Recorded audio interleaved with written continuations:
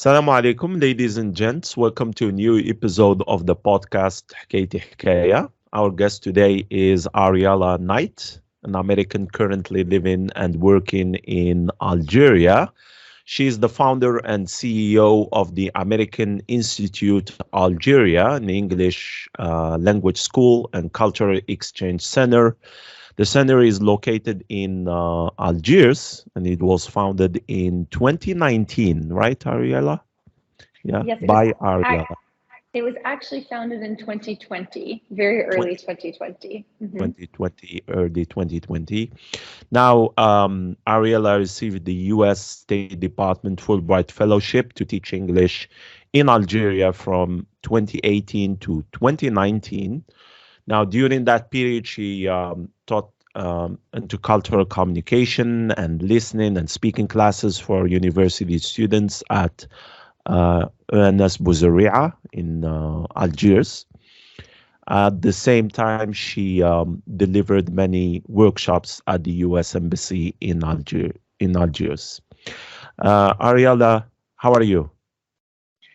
I'm doing well, thank you. Thank you for having me on the show.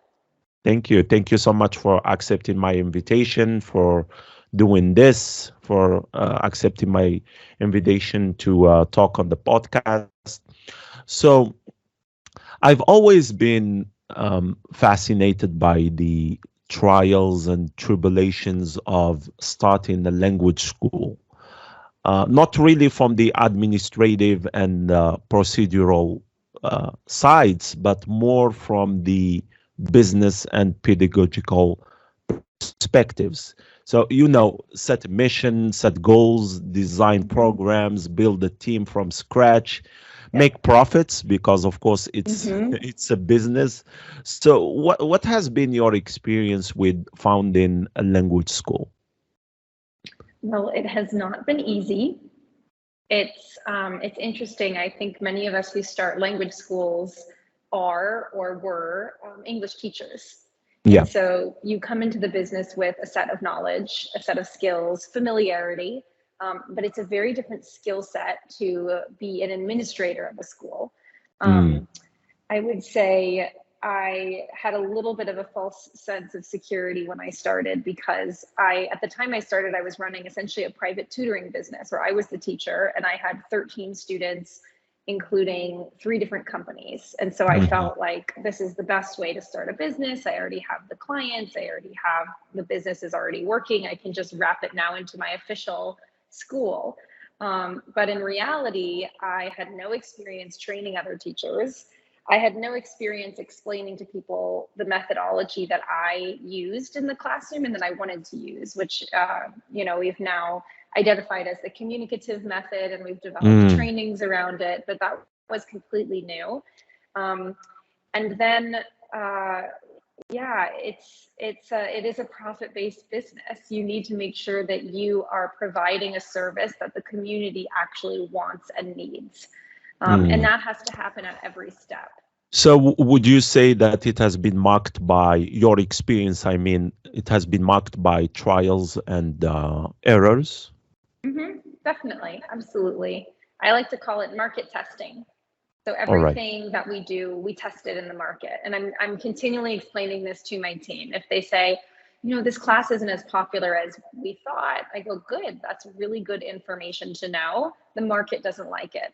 Okay, so what did we do wrong? Maybe it's the class times are inconvenient. Maybe the length is too long. Maybe the content is not good.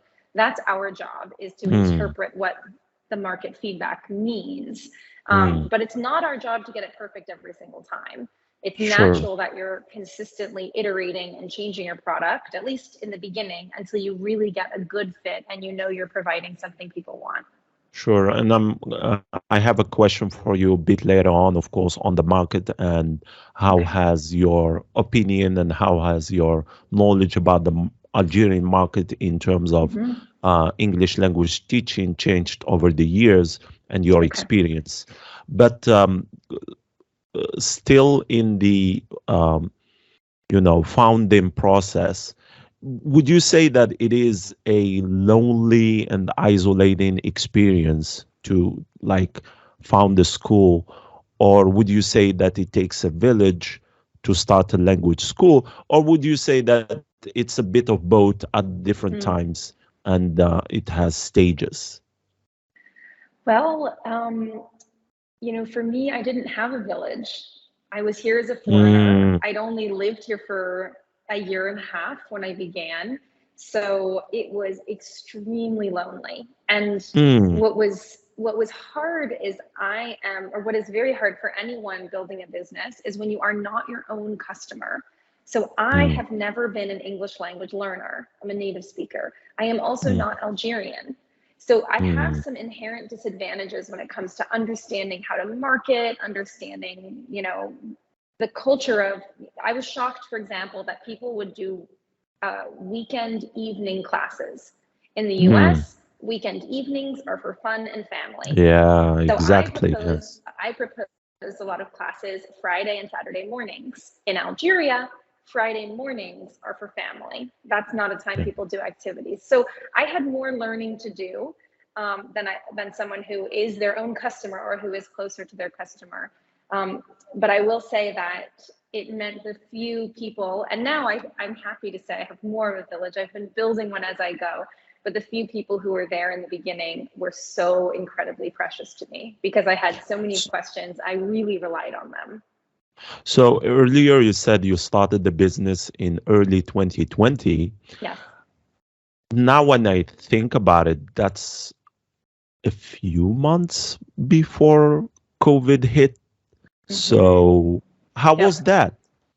Like starting your own school, your own business, and then COVID hits and there is the lockdown and, English language classes are generally in person. And so we all had to move to online classes, but that wasn't very easy to do at the same time. So how was that? How was the impact of the COVID situation on a businesswoman like you that has just started a business in a foreign country? Yeah. So it was an enormous impact, and it connects a little bit to your previous question, and I'll explain why. I started the business, or I started building the business much earlier, but by the moment I got my registre de commerce, I believe it was March 17th, 2020. Yeah, that is when it hit. Which is like March. almost the day that the schools closed. Yeah. And so I ended up making the decision to leave Algeria for what I thought would be 1 month, 2 months. Oh, did you? Yes. So okay. So you returned to the US? Exactly. I returned to the US, and I ended up blocked for 16 months in the US because Algeria closed its borders. Yeah. So like you said, what I ended up doing was completely transforming the business into an 100% online language school. It was not my plan. It was nobody's plan. But I operated from the US an Algerian language school. And the advantage of online, number one, it was a reduced cost because we weren't paying rent. So it actually gave me more, I will say, it's kind of a technical term, which is runway. It gave me more like financial life, I suppose. I had to make less investment early on. Additionally to this, I was able to recruit a teaching group from all over the world. So our online classes were with native English speakers.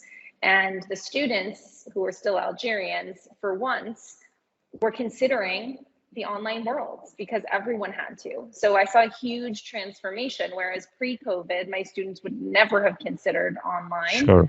During COVID, everyone moved online. And so we took advantage of that opportunity to create what is still today a full online program at the school. And we have teachers from Hawaii, from Texas, from New York, but living in Mexico. We have teachers all around the world, American, Canadian, British, South African, they're native speakers. And the other thing I'll say that connects to your last question is I ended up finding community as best I could in the United States. I joined a community of entrepreneurs, and that helped a lot. But since my return to Algeria in July of 2021, I have been seeking that community of entrepreneurs, of language school owners here in Algiers, and it's been much harder for me to find. Yeah. I do miss that. So in retrospect, would you say that that period, although it was difficult for everyone, like for individuals, families, and especially also for businesses and small businesses like yours, would you say that it had its own benefits, like building this online community, these online courses, and this online experience that probably we wouldn't have focused on otherwise? Would you say that? Absolutely. Absolutely. I thought it was a much easier and cheaper way to test classes because the costs were lower. And so we were able to refine our conversation style classes. What is our methodology? How do we do our assessments? You know, choosing what materials we use. So by the time I established the in-person school, I came through the door with all those questions answered. Sure. Whereas if I had done that before COVID, I would have had a much slower start in person as I figured out all of the pedagogical things at the same time. So you talked earlier about this process of trial and error and about the COVID situation. We just talked about that. So knowing what you know now, what would you do differently today in the first steps of starting a language school? What would you do differently? I know that there are many entrepreneurs, that is, especially English language graduates, who in their own cities, in their own towns, would want to start a language school. So what would you do differently that would help them in the process? Oh, that's a good question. I'm not sure what I would do differently, because this time of COVID, like, completely transformed all of my expectations. So when I look back, I can't even remember what my plan was. We're operating without a plan. I have a hard time visualizing a normal time period. In fact, I would have, if it were not a COVID time, I probably would have given myself the advice to do a trial period similar to what COVID had me do. So find ways, and this is advice I do give to people who approach me, which is find ways to start the business at low cost. Don't invest in rent in that building until you know that your students will travel to that area. Sure. Don't buy those textbooks until you've tried them out on a few groups and you know that you like them and you know that they're available in Algeria long term. Sure. So it's what happened for me, but in an unplanned way. And I would, if I went back and it was not COVID, I would hope, or I would guide myself to bring the same philosophy of really dedicate time to the trial period. Don't make a final decision on anything until you've gone at least 2 sessions with students and you have their feedback. Yeah, sure. I think this is very valuable advice. At the same time, you've had all of those, as we said, difficulties, trials and tribulations, but at a certain point, things start to work out and you can see indicators of success. So I understand and I know that starting a language school can be a very stressful and process. But how do you know that there is success in a language school, which is very different from other businesses? Is it when you see more people making registrations? Is it when you see that your learners are improving? That is, you are reaching your goals that you set with your learners? Is it when you have positive feedback online or in person? So for you, what have been the indicators of success for you at the American Institute? How did you say at a certain point, okay, things are getting better, I'm going to keep going and it's getting better? So for us, I would say the primary measure of success is customer or student feedback. So hearing from our students that they are enjoying their classes, that they feel supported by their teacher, that they can't wait for class to start, that they're meeting their goals, that their language is improving to the point that they're reaching new professional heights or applying for new academic exchange programs or anything that was out of their reach prior to working with us, that for me is success. I don't know if it's the American customer service background I bring, but I think, you know, the numbers tell one story, but really knowing how well your business is doing is understanding how it's affecting other people. And I would also extend the measure of success to staff experience. Are my teachers enjoying working here? Are my staff coming to me with creative new ideas? Are they bringing their best every day? I am someone who focuses very much on a positive environment and on collaborative teamwork from an administrative standpoint. And so that is something I also measure in knowing, is this going to work? Because in the long term, we need the backbone of the school to continue operating efficiently and joyfully to a certain degree to make sure that everything can continue to support students. And here we come back to it takes a village to have an excellent school. So now, of course, there are thousands of language schools in the city of Algiers. Now, really thousands and hundreds. So how would you say the American Institute is different? What makes you stand out? Sure. So two things come to mind. The first is our method is entirely communicative, meaning it is almost entirely oral communication based, whether we're in a general English class or a conversation class. And I should say the majority of our adult learners are doing conversation classes with us. We are focusing on improving speaking capabilities and confidence.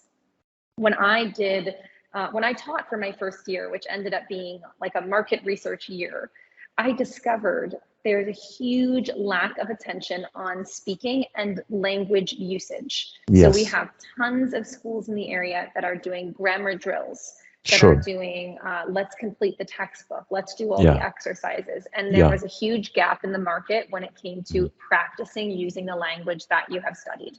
So that above all, that's the reason students come to us, is because they want the speaking. The second thing is that we are not just a language school. We also have cultural exchange components that I hope to continue growing. So the online classes are, for some of our students, the first time they interact with a native speaker or they interact with a Canadian. So there's a cultural exchange component happening there. But we also do study abroad programming where we try to help students, we do help students complete their applications to study in the US, the UK, and Canada. And we have a cultural series in our library here, Learn About the US. We're about to start one, which is Learn About the different regions of the US. So I really, for me, my passion lies in cultural exchange. And so we will never be an English school, full stop. We are always bringing that cultural exchange component as well. Now you talked about your approach to bring in native speakers. Obviously, you are also a native speaker and the teacher there. So how do you think this particular side, that is having native speakers as teachers, makes the difference in your institute if we compare it to other English language schools? So we have both. We have Algerian teachers and we have native teachers. What we have found is it's not a huge difference, but it is a noticeable difference. But it's not what you'd think. It's not necessarily quality, point blank. A native speaker is better than an Algerian teacher. That's not what I would say. What I would say is an Algerian teacher has been in your shoes as a student. So they are more quickly able to understand the student's questions, to understand the false cognate that's been made from French or from Arabic. So there's a comfort that can come with working with someone from your own culture that can really benefit some students, especially nervous students or beginning students or people who need they want to use English, but in the Algerian context. So they need that cultural awareness that you will not get from a native online teacher. Sure. Our native speaking teachers, the advantage to them is obvious. They don't speak any local languages. So you are forced as a student to only use English. And that alone gives the immersion style experience and can help you progress very quickly. They also bring the cultural exchange component. So you have the experience not just of learning English, but explaining to someone what is shakshuka. Yeah. Right? And trying to use, it's hard. Okay, it's, I guess, bread in squares or sometimes line. So you don't get that with a native teacher because you share the culture. Those are the main differences. From the pedagogical side, in case anyone listening is running a school, it is also quite different. Our conversation style classes are taken from an American context. So our American teachers are super familiar with teaching conversation lessons. This is how we were taught. A lot of our classes are flexible like this. We have a topic and we have engagement activities, interaction. We have flexibility to move in different directions. Our Algerian teachers, for a lot of them, it's the first time they're teaching a full conversation class that needs to be structured, yet remain conversation based. And so we do find that we have to do more training for our Algerian teachers simply because we're introducing something that's relatively new in Algeria. Sure. And this is really from the pedagogical side. But do you consider that from the marketing side, there is also benefit to this? Because I know that there are many countries like Turkey, for example, all the language schools, they mention that the teachers are native speakers, like American or British or South African. So do you think that from a marketing side or perspective, this is also something important to include in your team native speakers? Yes, from the marketing side, it's amazing because students look for authenticity. They want to know that they're learning from someone who's authentic and who has legitimacy in teaching. And so even having some native teachers on staff, even if they're not all native teachers, it indicates that you have someone there who knows authentically how the language is used and who can correct or raise questions if they hear something unfamiliar. And so even if you have an amazing team of native speakers, that student who doesn't know you and they don't know your teachers, when they see that you have a native speaker, they'll say, okay, they have someone on staff, they have someone on the team ensuring that this is the real English being taught. And so I think that's a huge advantage to market and get new students in the door, definitely. Yeah, and that really brings me to my next question, which is, without giving away too much of your business secrets, of course, what have you learned so far about the Algerian market in English language learning? Okay, it's a good question. And I happily share this information because we actually have a mission, and Julie, I mentioned it to you briefly, but we have a mission involving partnership with other schools. So I'm happy. I don't see an American Institute in every city, but I see an American Institute partner in every city, and we will happily share all of our secrets. Thank you. So the Algerian market, is, for me, unique in that the Algerian customer tends to be, I'll say the word suspicious, maybe a little, it sounds very negative, but a positive way to think of it is that they are thorough. They really want to understand that they are getting the best product.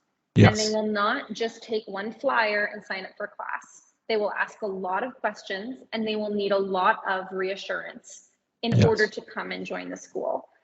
So that's something I noticed right away. and this question of certification, and we go back to Yes, legitimacy. is You is know, very important. Yes. it's very important, and I think it's important for a reason, which is that there are schools that are not legitimate, or that are, for better or for worse, not providing what they have promised. And Yes. so we get customers who come to us who are shaken by that experience, and they Yes. need the reassurance. So to anyone running a school, prepare for that coming in the door. The other thing is, and this is specific to English schools, Algerian learners tend to be very nervous about making mistakes. Confidence building is a huge thing that we focus on. I'm very proud to see the difference we make in our students' confidence. This is the reason people don't speak, is because they don't have the confidence to try. Sure. And I, to the best of my assessment, I have blamed this kind of perfectionism in language a little bit on French influence. Yes. And so I spent quite a lot of time explaining to students here that English has a very different linguistic culture. We make mistakes, we're open to different accents, etc. Can you explain a little bit how does that come about, that is from the French culture? So I know that you've had an experience in France. Yes. You speak French. I do. So as a speaker and a learner of French, what are some of the differences between learning English and learning French that you have noticed that are inherent within the culture of teaching these two languages that has, because French is predominant in Algeria, that has influenced the teaching of English, and that we should probably get rid of? Yeah, well, I would say in French, there is always a right answer, and anything that is different is wrong, 100% wrong. And the correction that you receive from French-speaking people affiliates a language mistake with intelligence. So a language mistake feels like a judgment on my character or on my level of education. It feels much more than, a slip of the tongue, or maybe I'm new at the language, so I didn't know how to say something correctly. There's a very tight affiliation between language perfection and your upbringing, I have discovered. Yes. And then, so those two things, when you come to English, there is not always a right answer, because people use English differently. There often, in grammar, there is a right answer, and you have to stick to it in English. So I won't say that everything is flexible. But sometimes someone will ask me a question, and I'll say, you can say either or either. We pronounce it both ways. Or they say this in England, but we say this in America. You can choose. That alone is very different. Immediately, we're introducing the idea that you as an individual decide how you want to use the language. That doesn't exist in French the same way. And then also, because English is not owned by one country, it's not owned by the US, it's not owned by Australia or England, there isn't as much judgment. If you make a mistake, I might not know it's a mistake. I might just think you're from another country where you say it that way. And so we have more openness in how we interpret mistakes, and we don't affiliate them so closely with, your overall personhood or intelligence.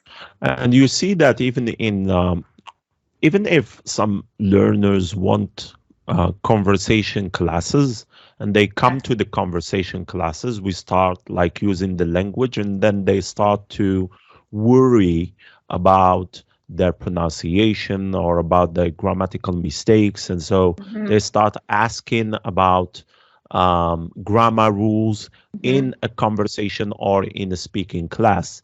And you say, it's okay, we are here to use the language and not so much to focus on learning grammar rules or pronunciation rules, or the right way, as you said, of saying something in terms of pronunciation or grammar. But even when you try to provide that safe environment where you use the language for communication, that is for getting your message through, even then the learners would fall back on, well, I want to say the right way. Tell me the rule. Tell me the right way. What is the right word, right vocabulary to use? So I think that how do you deal with this situation in your classes as a teacher, of course, and in general at the institute? How do you focus more on confidence building and try to make your learners forget about this particular inherent cultural effect of learning and teaching French for many centuries in Algeria? Sure. So this is an instance where I have had to shift slightly to meet our students. When I started the conversation classes, I introduced a low correction method, where I told teachers we only correct a mistake if it's done at least 3 times. And then we provide the correction at the end of the lesson. And the only time we will interrupt a student to ask for a correction is if the student has made a global error, meaning I cannot understand what they're communicating because of a mistake. Versus a local error. A local error is a grammar mistake or a vocabulary misuse, but me as the listener, I have no trouble following what's happening. So I've really tried to emphasize that with my teachers. Global errors that are made that are instantly corrected. Local errors we correct at the end of the lesson if they're made multiple times. So let's take an example here. Sure. Algerian learners and even students I teach at the university, I know this, worry to great extent about tenses, right? Present simple, present perfect, present continuous, and this and that. And of course, we know as teachers that this takes time to be assimilated, to be used in the right way, they know the rule, but they can't put it into practice. So specifically in your model of low correction, or how do you deal with this question, for example, of tenses? Sure. So if I have someone who says, I hadn't eaten breakfast this morning, and then they finish their sentence, right? So that's incorrect. They should say, I didn't eat breakfast this morning. I will let them keep talking. I will ask a follow-up question. But maybe in my follow-up question, I change. So I go, why didn't you eat? So I've continued the engagement, and I did not offer an obvious correction. And that is because I am prioritizing the confidence of the student and the student's ability to follow what we are discussing, and not how they are speaking or the words they're using. And then at the end of the lesson, I may say, either to the individual student or to the class, hi everyone, I'm noticing we're confusing these 2 tenses. Let's review this rule.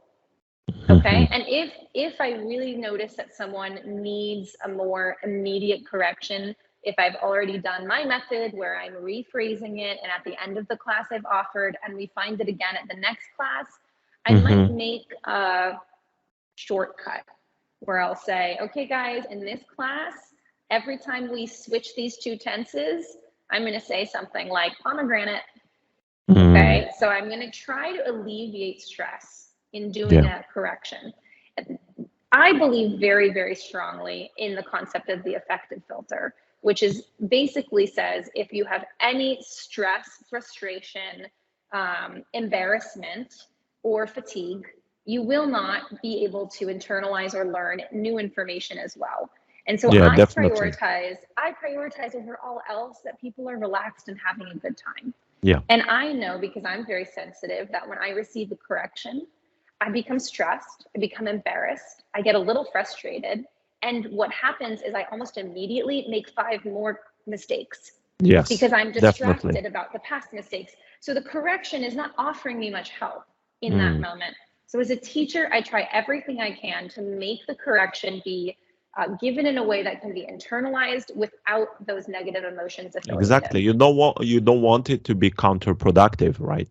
You don't want that. And that's what usually happens And I think we have way to go to train teachers into believing that, because that's a belief that has to come to their minds in terms of how to deal with mistakes. But that brings me really to my next question, which is, what is a typical conversation class at your institute? Yeah, great question. So the way we do things here, if you are in A levels, A1 or A2, so you're a beginner, you have to take a general English class where you focus on the 4 competencies: speaking, listening, reading, writing. Once you hit B1, we offer exclusively conversation. So you come for your it's not a supplement to a class. Your whole class is B1.1 conversation class. And we are covering all of the points that you would cover in a general English class, except writing. We remove the writing in a conversation style format. And so a conversation class will typically look like a warm up to loosen up, have fun, get engaged, and then a topic of the day. This is B1. This is a B1. Yeah. Within that topic, the teacher will have a few specific grammar points that they want to either teach or reinforce. Okay. But we will do it through a conversation style. So going back to A1 and A2, do you, for example, use a textbook, a course book? Do you use like Headway and the American English file, which cover like listening, speaking, writing, and all the skills, right? Yes. That's what. Yes, we use. Okay. We actually use American Headway for all classes. Headway. So in A1, A2, the students have the book in front of them. When we go to conversation, our classes are designed to follow American Headway in terms of the grammar that we teach in a B1 conversation is the same grammar you'd find in that book, but we are teaching it through a speaking methodology. So we track with American Headway books, and then we have some business books, we have some teen and kids books, but adults, it's American Headway. Sure. And for adults, what's your most popular course? The conversation classes, hands down. Hands down. It's almost all B1 and B2 conversation. Okay. So I know that, as we were saying earlier, you offer online classes and in-person classes. So first, personally, which do you prefer personally? And then at your institute, which is right now, post-COVID, most popular? Okay, so which do I prefer? For me, I don't have a preference. I'm imagining if I were a student. For me as a teacher, I think I like both. The online, I actually find it easier because you can more easily share your PowerPoint. It's right in the front of their faces. You can do a lot of interaction online that I like. But in person is fun because you're seeing people face to face. For students, what I recommend is to think of what their goals are. So we have some students who really want to progress as fast as possible, and perhaps they're about to move abroad. I always recommend they go with a native speaker in this case. For students who live far away or who have had trouble mastering the language. For the confidence building aspect, I really love our in-person classes because you have, as you know as well, every English class becomes its own ecosystem where people become friends and they support each other and they build connection and they build trust. And so for those students that need an extra boost of confidence, sometimes they can hide behind the screen.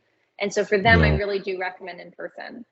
Post-COVID, for your second question, in-person is more popular. Right now, we have about 30% of our students are taking online and 70% are in person because we want more than just language out of a language class.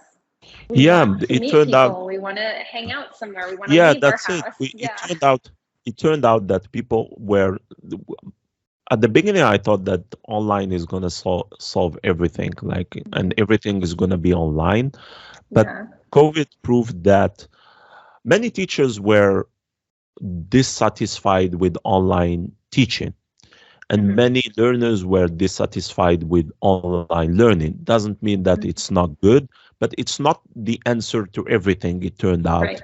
And so we have, right after COVID, teachers were very happy to go back to classes and meet in person. And learners also were very happy to go back to classes. So when you, now coming back to the Algerian context, when you started your English language school, you started right at the moment when there's been like growing interest in the English language. So it was right at the right time, at all levels, at the popular level, that is the level of the people, but also at the level of the government. So, you know, people are now talking about English replacing French, and you've seen how English has been introduced, for example, into primary schools now this year. So as an observer first, coming to a new country to start a business, as a professional, as a businesswoman, as an English language teacher, what is your assessment of the current state of English in Algeria? And where do you see all of this like going and heading in the future? Okay. So I would say when I came into Algeria, I was really blown away at the level of English, because from the outside, not knowing Algeria, I expected to find very, very little. Not only because Algeria doesn't speak English as a native language, but also because there's such a limited amount of tourism. So the countries right now that are advancing rapidly in English are the ones that have a business incentive to do so, meaning they want to meet tourists, sell to tourists, have a tourist in a hotel, and you don't find that level of incentive in Algeria. So I came in with very low expectations, and I have been really very impressed.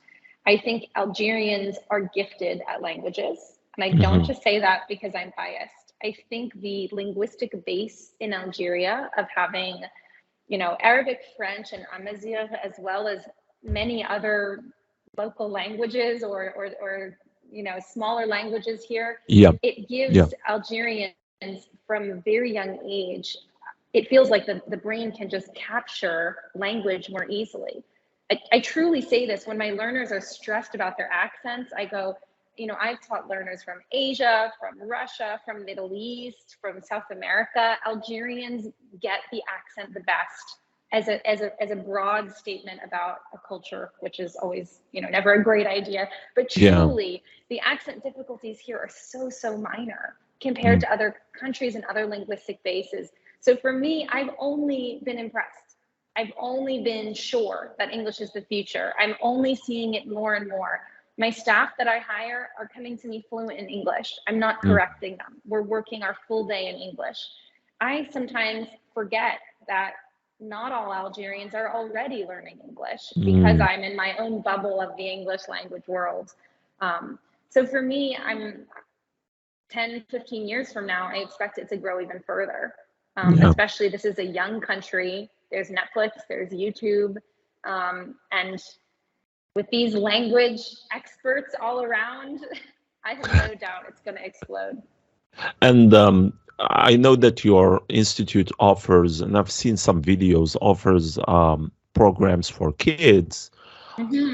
Personally, I've been teaching adults for many years, but lately I've turned to noticing and observing how kids learn English in Algeria, and I've been really impressed. Like this was a revelation for me, like something that I didn't really focus on and pay attention to in the past, but now I see over the internet, on videos, on YouTube, on Facebook, on TikTok, I see kids using the language in ways that are mind-blowing.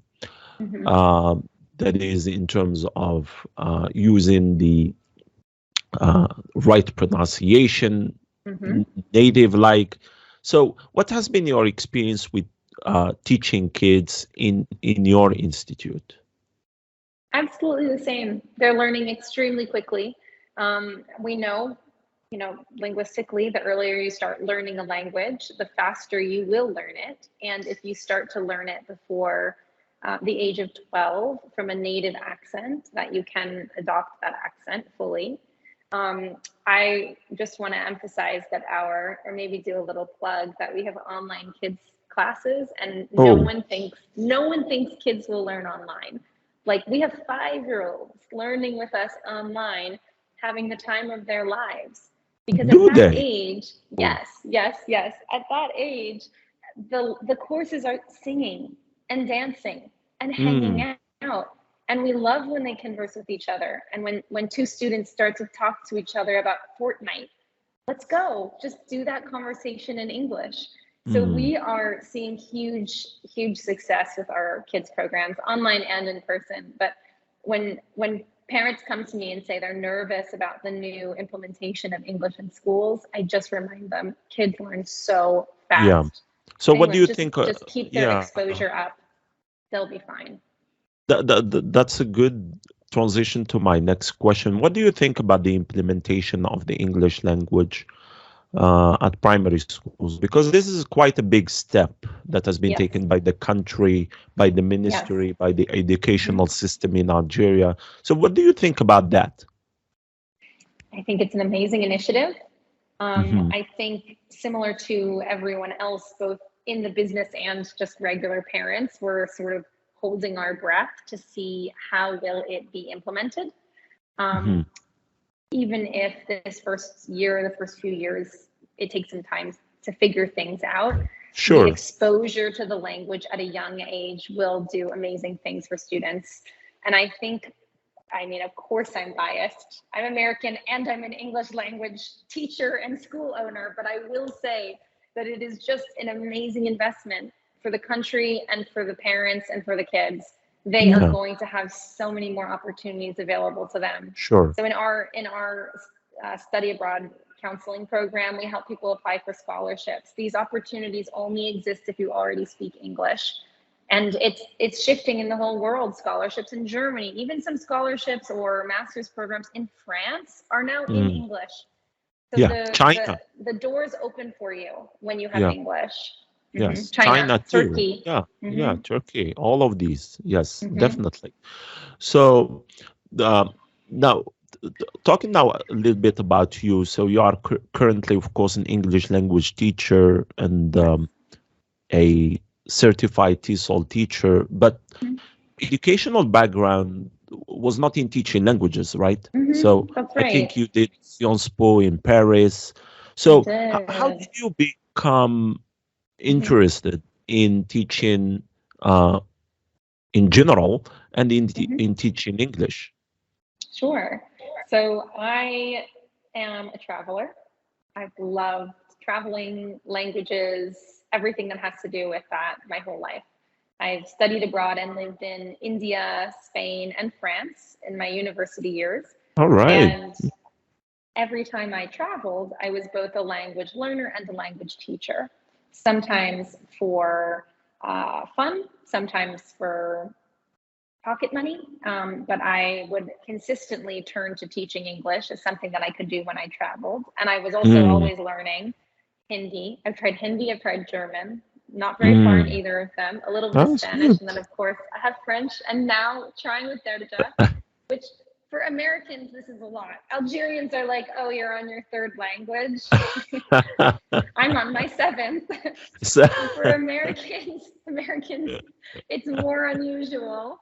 Yeah. But so I bring a love of languages. And when it's true, I didn't study teaching. I didn't study teaching English. But when I had graduated from university and I was working in nonprofits, actually doing quite a bit of environmental work, or doing research, project management, kind of administrative side of things. Yeah. I felt completely uninspired. Okay. Because that's quite a change to go into teaching and teaching languages. Is quite a change from your educational professional background at the beginning. Yes. So you felt inspired, and Yes, I did. why did you feel like that, and how did teaching? Because I know that many listeners of the podcast are teachers. So what did teaching bring to you and give you that the other professional life and background, educational background didn't give you? Yeah. Well, I think I am someone who I need to see the impact I'm making very immediately. Okay. And when I was doing my previous work, I did not have a sense that my individual contribution meant anything. It felt like hypothetically it contributed to this and this and this, but I felt very distant from that impact. Yeah. And in my free time, I was volunteer teaching at a center I was in Washington, D.C., and it was a complete opposite effect. The impact of teaching someone a language and watching them learn in front of you and connect the dots and go, oh yeah, in front of you, and learn to communicate is enormous. I felt useful. I felt very useful. It gave me energy. I would leave classes thrilled, excited, laughing. Yeah. I'm also the social experience of teaching I adore.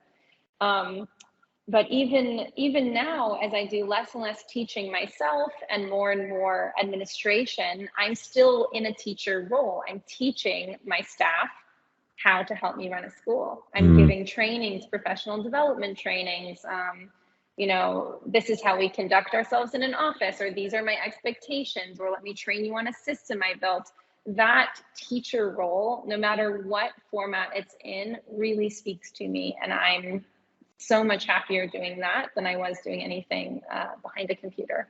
Yeah, that explains everything about what you have achieved, and I can see that there is a lot of motivation in what you are doing, and that you have found the inspiration to do the amazing work that you are doing right now.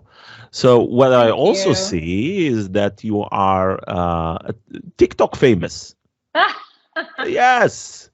Still, Before doing this, before starting it, I went to TikTok and looked at the account of the institute. I found that it has, I think, more than 280,000 followers. So this is a big number.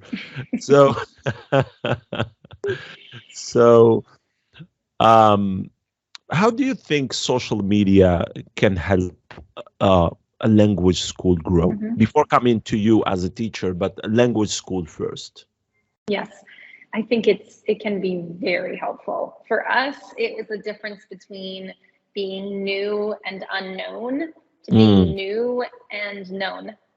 I mean, as a new business, your biggest challenge is just to get people to know who you are. And so for us, TikTok did that. Just in a much shorter time frame than we could ever have done, TikTok made it so that people knew my name and knew the name of the institute.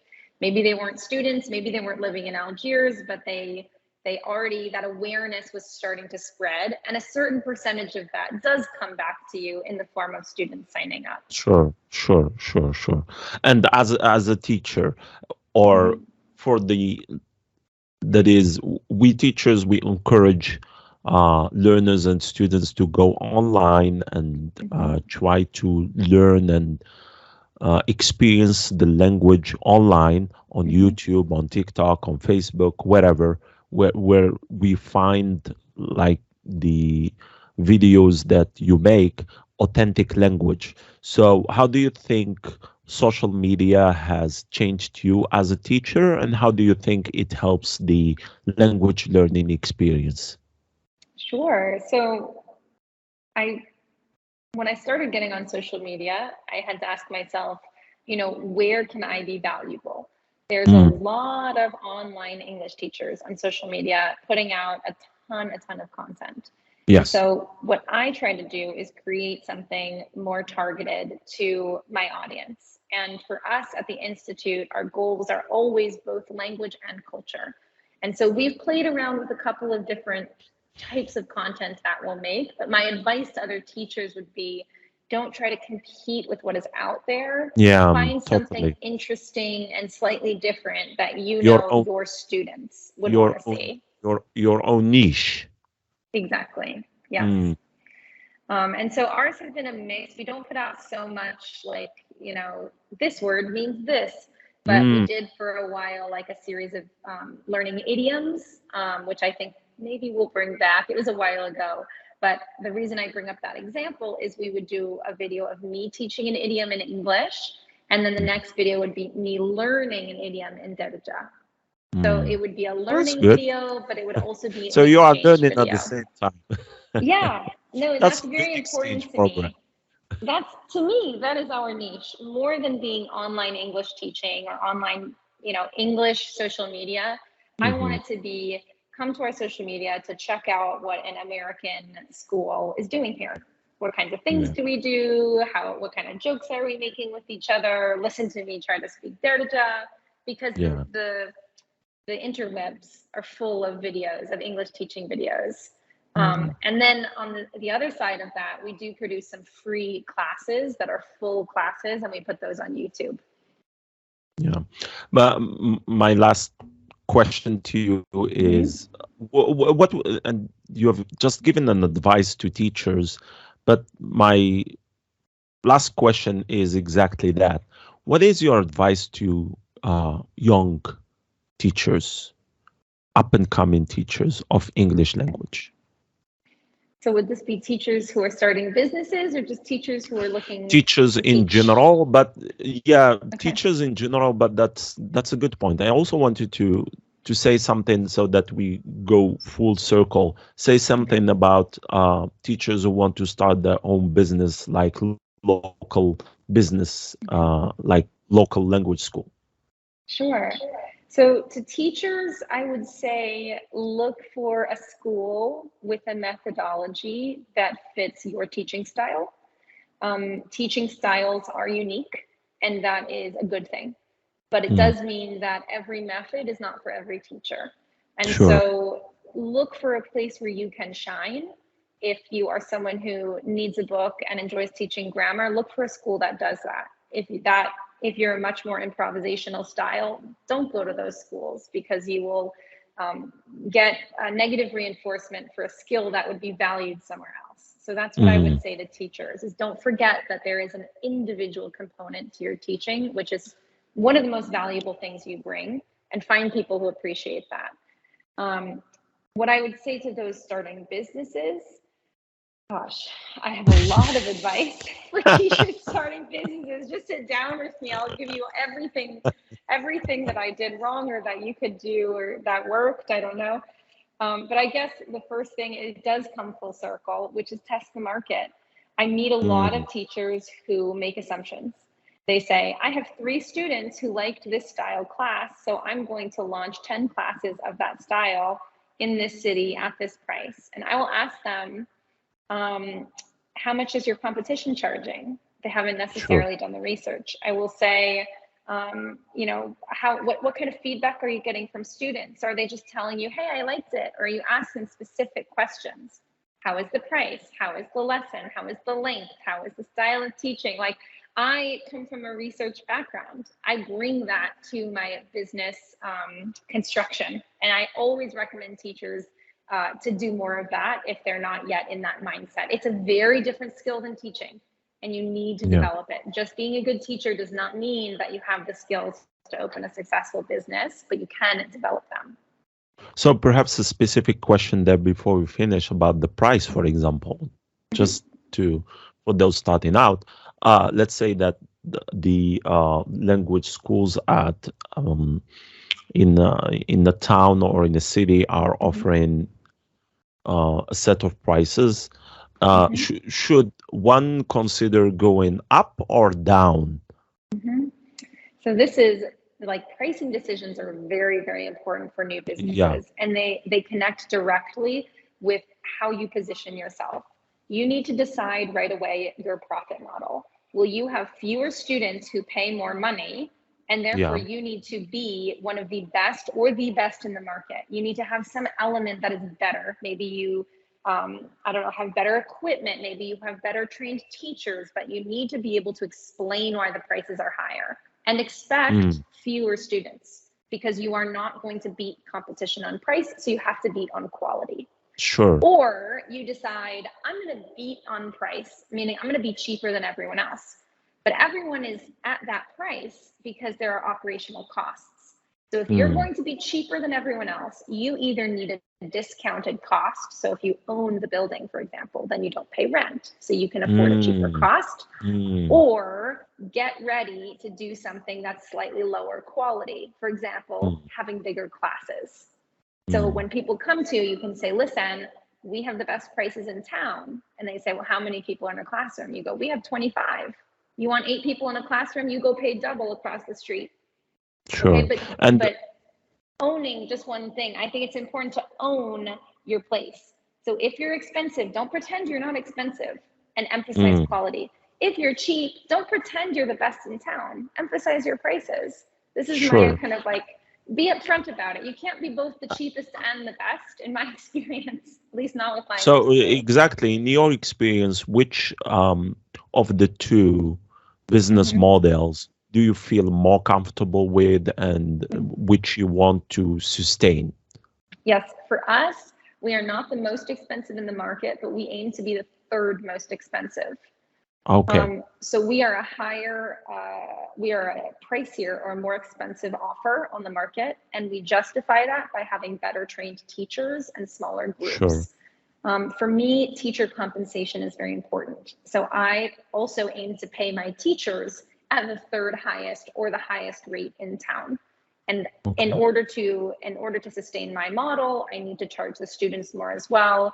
And I'm very selective, luckily, and it's a blessing, the teachers we get to work with. It means that I get to be selective about who I hire.